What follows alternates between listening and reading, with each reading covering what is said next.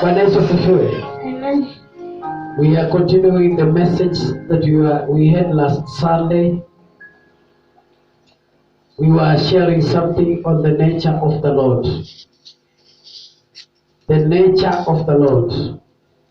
And we saw how did God deal with the mighty servants who sinned against him.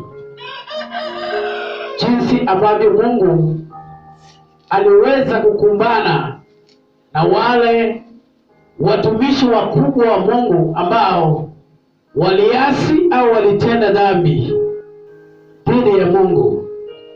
And we shared a lot in Psalms chapter 50, 7-16. We read also Numbers. We continued, we saw Genesis chapter 6 verse 1-13. We saw how God is a God who never changes. He never changes, and his standards remain to be what they are.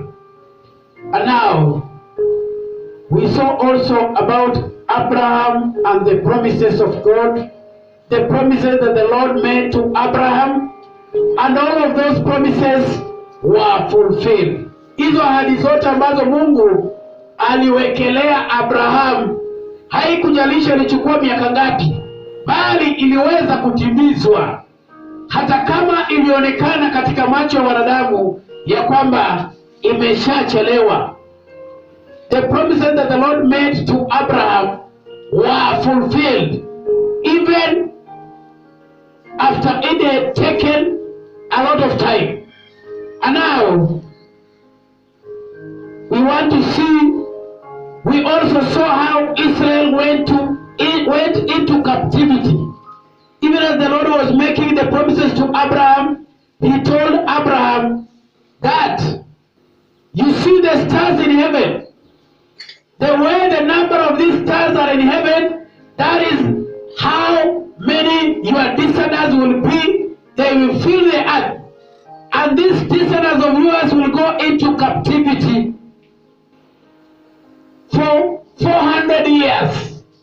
And it just came to pass, because the word said they will be sojourners into a foreign land. Watakuwa wakimbizi au wapitaji katika nchi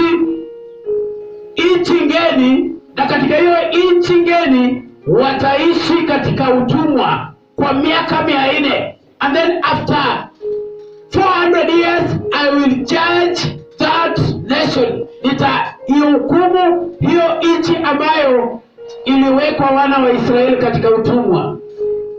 The nature of the Lord that we serve. That was the message that we had last Sunday. Bwana Yesu apewe sifa. Hallelujah. And we also saw about Moses and Aaron. When you sleep as a servant of God, wewe ukilala kwa sehemu yako ya huduma. When you sleep as a Christian, wewe ukilala kama Mkristo katika sehemu yako ambayo umeitiwa kama mhuduma.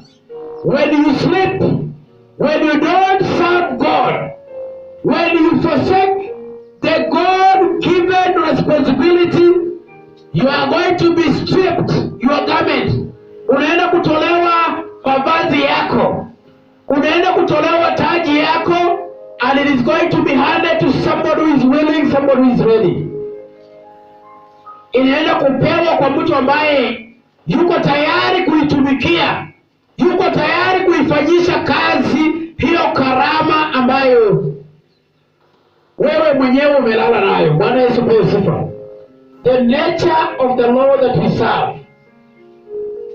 And that is how Aaron was stripped, and it was given to his son.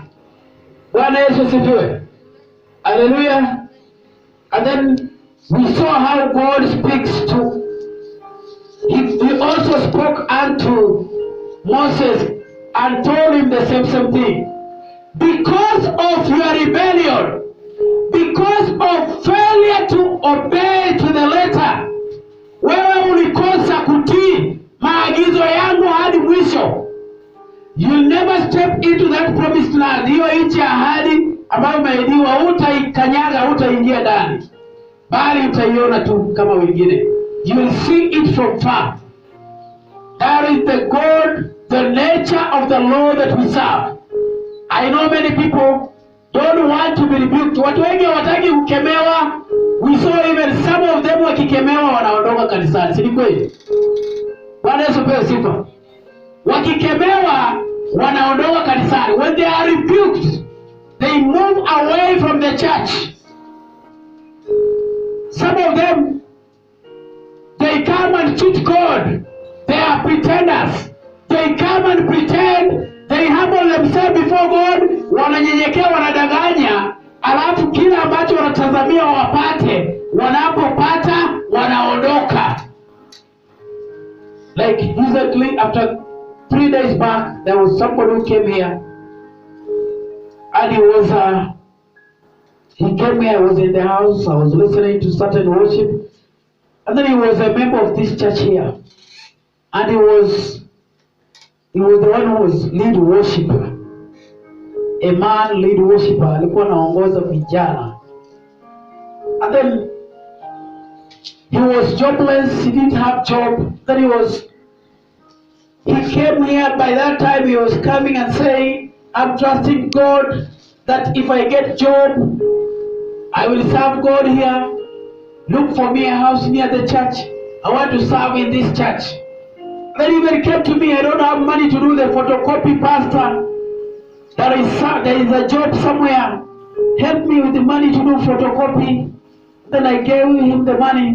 And then he got that job. And after getting that job, he walks away from the church. But that's a person. And then recently when he was coming, he was no longer on job. Kazi ilikuwa imeisha. And apart from kazi kuisha, nyumba yake ilikuwa imefungwa. He had been locked because of rent of the house. So, he remembers all this church when he is in need. These are some of the people who come to God with false reasons. They come, they pretend to humble before God. They pretend they are really servants of God. They have the burden for the work of God. But then after God has done unto them, He has blessed them, He has answered their prayers, and then they forget. Yani inafananishwa na ushawahi kulia kwa sahani ukashiba. Baada ya kushiba, kuliko uende choo, ukaamua kufanya nini? Abraham, ukaamua kufanya nini? Kupupulia kwa hiyo sahani tena. Na siku ile utakuwa na njaa. Are you looking at me? Are you understanding what I'm saying? After getting satisfied, you forget you will still need this plate.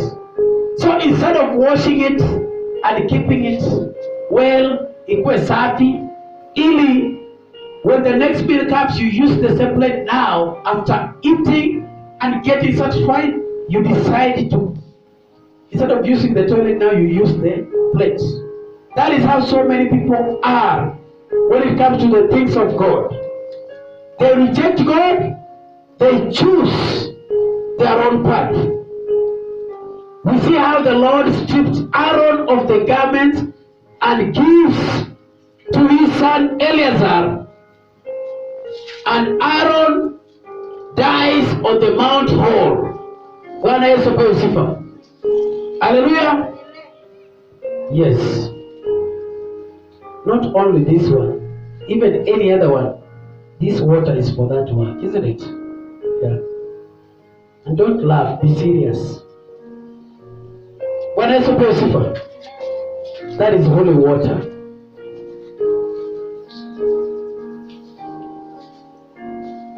In Genesis chapter 5, can you read something? Genesis chapter 5. Let us see something about Genesis chapter 5. Genesis chapter 5.